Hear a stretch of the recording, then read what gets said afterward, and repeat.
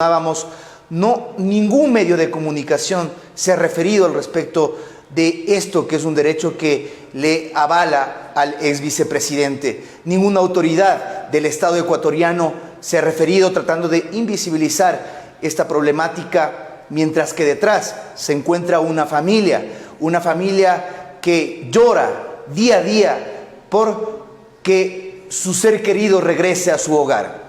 Así que vamos a iniciar este conversatorio con usted, asambleísta Fausto Jarrín, quien nos puede dar una primera impresión de cuáles son los motivos por los cuales usted considera que Jorge Glass hoy se encuentra aún tras las rejas y cuáles fueron los antecedentes por los cuales realmente él fue prácticamente el chivo expiatorio de un gobierno que dio un giro cuando fue elegido por un gobierno de forma democrática por otra propuesta política en la cual estaba incluido el economista, el ingeniero Jorge Glass. Buenas noches.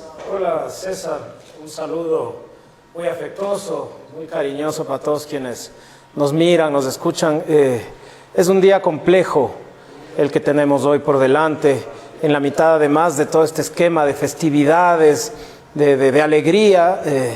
Habemos quienes estamos padeciendo la ausencia de un compañero, luchando y sufriendo junto a su familia por todo lo que ha implicado para él el derrotero de 4 años y un poco más de cárcel, que además inició al mismo momento, inició paralelo al develamiento de la más grande traición a la democracia que el país ha tenido que vivir desde el regreso a la democracia, valga la redundancia. Nos demoramos muy poco en darnos cuenta hacia dónde caminaba la actividad, la actitud del presidente Moreno y de ciertos sectores cercanos a él. Prontamente ciertos miembros de la Revolución Ciudadana que siguen junto a nosotros, que se han mantenido firmes, dan un paso al costado, se retiran del gobierno. Moreno inmediatamente inicia una arremetida contra los que quedan ahí, por supuesto, siendo el principal objetivo de esa arremetida el cargo del vicepresidente, un vicepresidente que vino del proceso previo, que junto a Rafael Correa es uno de los artífices del desarrollo del Ecuador, de la recuperación de la soberanía, de la dignidad. Se transforma inmediatamente en el objetivo inicial de un proceso que ahora, 4 años después, casi 5 años después, entendemos que era una estrategia global, una estrategia estructurada, que implicaba, como vengo diciendo ya en diferentes foros y espacios, el exterminio de la humanidad de quienes hemos sido opositores de Moreno desde el día mismo que nos dimos cuenta que había traicionado a la democracia, que era un fraude a la democracia, y de todos quienes han estado alrededor de él beneficiándose de un gobierno que se demoró 3 meses en venderse a las élites que ahora siguen gobernando. Ahora, yo lo veo desde un hecho simbólico. Aparentemente este giro político necesitaba un hecho simbólico para el país, para justiciar a quien era uno de los principales mentores de todo este proceso de cambio que vivió el país durante 10 años. ¿Usted cómo ve el hecho de que a los pocos días de iniciado el gobierno de Moreno, tras quitarle las funciones al ingeniero Jorge Glass, inmediatamente se lo encarcela y se le da el trato que se le dio como un delincuente común? Aquí hay muchas cosas que analizar. La estrategia claramente venía conformada desde la época de la campaña, cuando, por ejemplo, Gustavo Baroja viaja fuera del país y aparentemente llega a un acuerdo con sectores políticos que se encontraban en esa época asilados o escondidos en otros lugares, regresan acá, se transforman inmediatamente esos representantes de la vieja política en aliados del ya presidente Moreno, aún no posesionado. Creo que ahí inmediatamente empezó ya a tramarse esta estrategia, con algunos ahora claramente definidos como traidores, pero que en su momento consideramos que eran compañeros de la Revolución Ciudadana, exministros, exasambleístas del proceso tan exitoso que fue el de Rafael Correa y la Revolución Ciudadana para el Ecuador desde el 2007 al 2017, que quede clarísimo que desde mayo del 2017 de Revolución Ciudadana ya no quedó nada. Moreno representa lo que ahora seguimos viviendo, ¿no? la precarización de todo lo que implica lo público y el odio a la pobreza, el odio al diferente, el odio al opositor, que es lo que Moreno implementó y que seguimos siendo claros y presenciales testigos de que se sigue utilizando. Tenían y necesitaban un chivo expiatorio, coincido contigo en el uso del término, desde inclusive la sociología jurídica, como lo plantea, el mártir que necesitaban para desde ahí generar un paraguas desde el cual comunicar esa estrategia que ya venía marcada, que era el de la corrupción del progresismo. Además, recordemos que el vicepresidente, antes de que se le retiren las funciones, hizo una denuncia importante al país al respecto de este giro político y de acuerdos que se estaban pactando desde el gobierno de Moreno en sus primeros días. El vicepresidente dejó claro en su momento, le dejó claro a Moreno que iba a denunciar el pacto que él había generado con las élites. Y fue víctima de una amenaza: si tú haces esto, tú acabas preso. Esto fue lo que Jorge denunció a viva voz cuando él mismo solicitó que se le levante la inmunidad en la Asamblea. Con votos de la Revolución Ciudadana, Jorge fue autorizado a ser juzgado por la Fiscalía y los jueces. Claro, le autorizaron a ser juzgado por peculado, por cohecho, acabaron sentenciándole por otra cosa, violando inclusive la autorización que la Asamblea dio de levantamiento de inmunidad. El derrotero de violaciones, de afectaciones, que me imagino que los profesionales del derecho lo van a poder especificar mejor que yo, empieza de una manera abrupta e inmediata. El fiscal Vaca viaja a Estados Unidos, viaja a Brasil, regresa con una supuesta evidencia que nunca nos dijo cuál era, que el Drowsis, que el sistema, que nunca aparecieron ningún depósito, ninguna evidencia real de nada que tenga que ver con Jorge Glass, unos videos del tío que para nosotros significa más bien que para allá debían ir las acusaciones.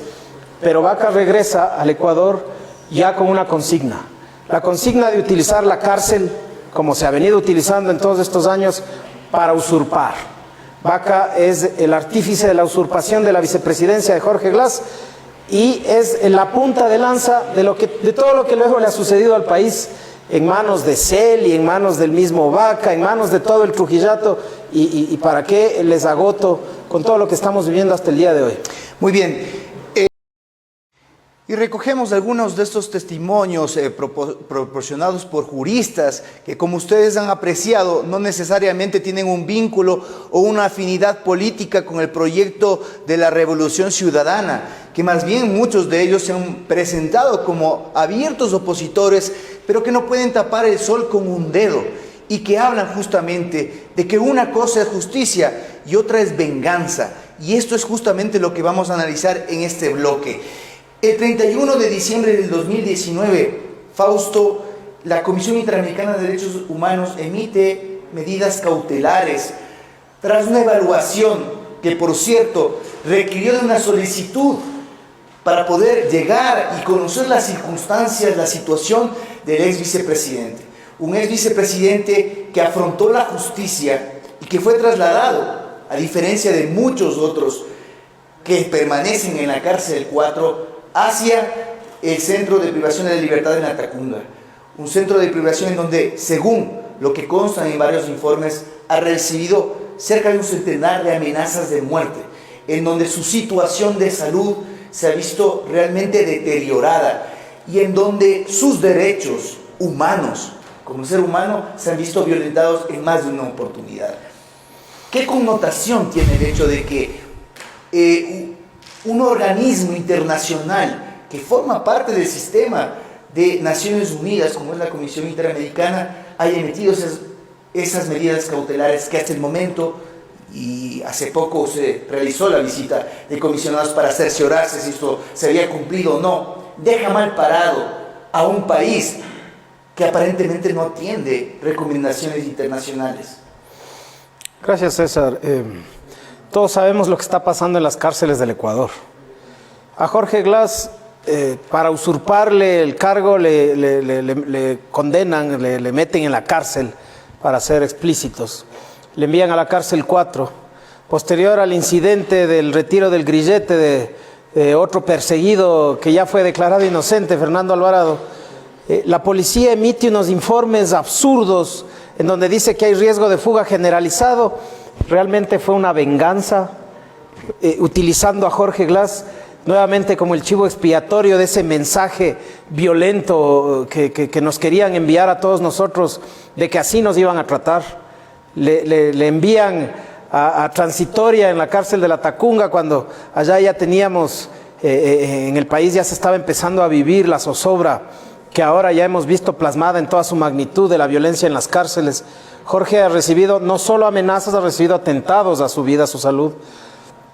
Jorge se encuentra luchando con una condición de salud, además personal, con una enfermedad de aquellas que se conocen como enfermedades huérfanas, están cerca de ser catastróficas, una enfermedad compleja, autoinmune, que le afecta permanentemente física y psicológicamente. Añádele a eso la irresponsabilidad con la que se ha hablado de 70.000 millones, de 80.000 millones, toda esta verborrea lastimosa a la que nos han condenado en el país, perdiendo todo resquicio de coherencia, cuando el Producto Interno Bruto completo del país me parece que es 100.000, se robaron todo el presupuesto general del Estado. Eso es lo que nos quieren plantear, así de absurdo es lo que plantean, cosa que ya el Banco Interamericano de Desarrollo dijo que nunca ha dicho. Es decir, además son tan irresponsables, además son tan miserables, que siguen diciendo mentiras y los medios siguen replicando mentiras.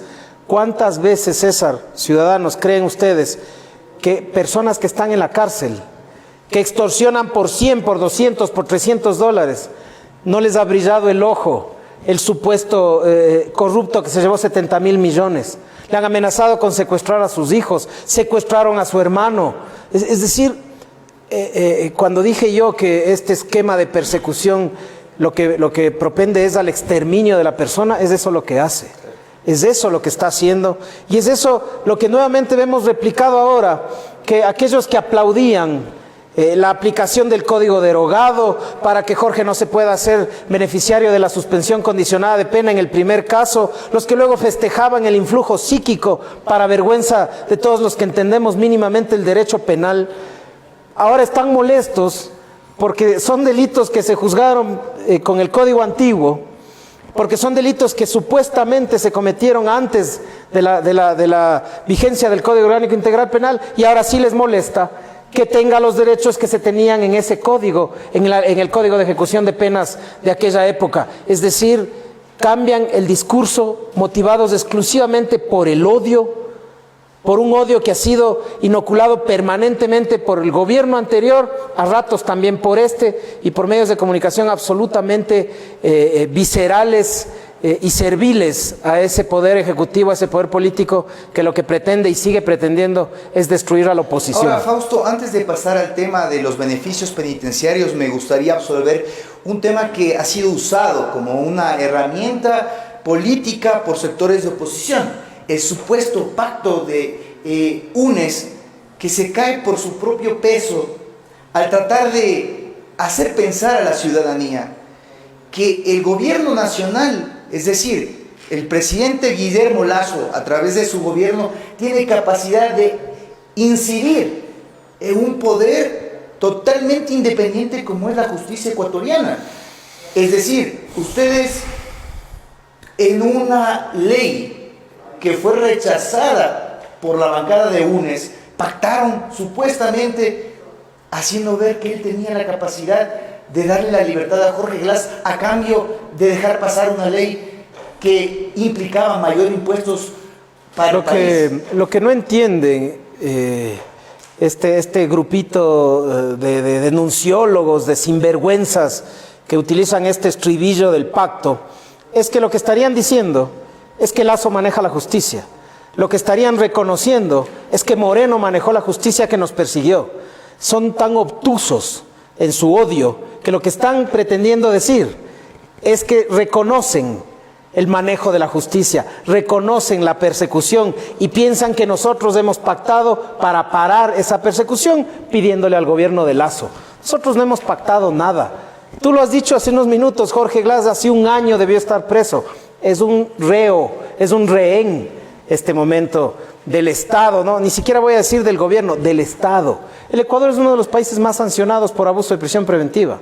En el caso de Brecht, Jorge estuvo más de 2 años, me parece, en prisión preventiva, porque no tuvo sentencia ejecutoriada durante, ya me corregirá Carlos, casi 3 años.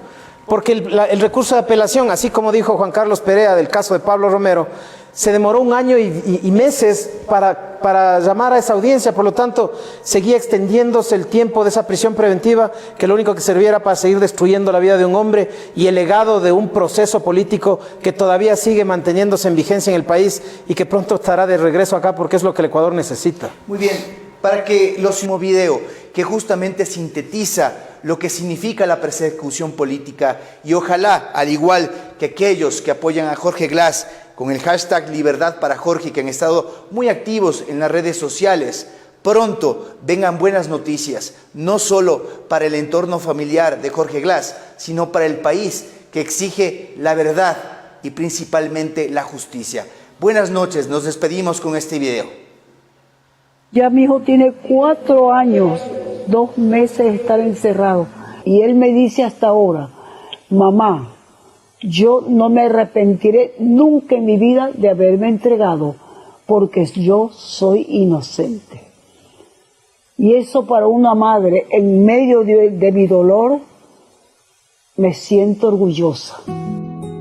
Él tiene esposa, tiene 2 hijos. El uno no lo vio terminar la primaria, el otro no lo vio dar su bachillerato, está estudiando leyes. Tiene esta madre, tiene sus 2 hermanos que se han criado amándose y apoyándose. Que mi hijo salga es justo, es justo. Un hombre inocente que ha pagado algo que no ha hecho. Mire, cuando él se bajó a entregar, yo no bajé con él, yo no bajé, no tuve el valor. Lo abracé, le di la bendición y le dije: mijito, nunca te olvides que hay un Dios y que ese Dios nos pone a prueba. Se toma su tiempo, pero no nos abandona. No quiero morirme. Dios me dio de nuevo la vida cuando me dio el COVID, porque Él quiere que yo vea salir a mi hijo de la cárcel. Y yo tengo fe y la férrea esperanza que eso ya va a suceder. Mi hijo no ha desperdiciado su tiempo, ha hecho 3 maestrías internacionales y ahora está haciendo un doctorado. Yo lo que quiero que mi hijo, él es un buen profesional, que salga, se dedique a su profesión, a su hogar, a su vida. En el mundo más somos buenos que malos.